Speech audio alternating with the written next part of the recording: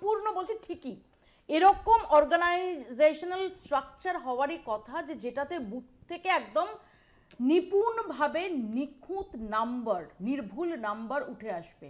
সেই organisational structure থাকলে কিন্তু সেই আমি ডেফিনেটলি অ্যাপ্রিসিয়েট করব, কিন্তু প্রশ্ন হচ্ছে সেই অর্গানাইজেশনাল স্ট্রাকচারে তোমরা কোন বুথে কত ভোটে হারবে বা কত ভোট পাবে সেই ইনফরমেশন কেন? হ্যাঁ আছে তো, কে বলেছে আজই?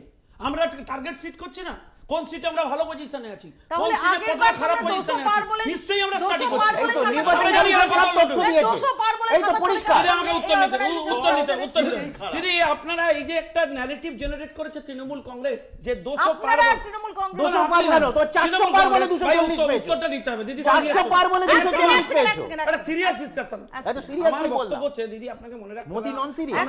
আমরা কিন্তু 3 থেকে 77 এ পৌঁছেছি, কিন্তু আমাদের ভুল ছিল। আমরা আরো ধরুন 50টা সিট হেরেছি, আমরা এদেরকে লক্ষ্য রাখতে পারিনি বলে। কাউন্টিং লুটেছে, আমরা লক্ষ্য রাখতে পারিনি, বিভিন্ন জায়গায় রিকাউন্টিং এর নাম করে লুটেছে, আমাদের কাউন্টিং এজেন্টদের বের করে দিয়েছে।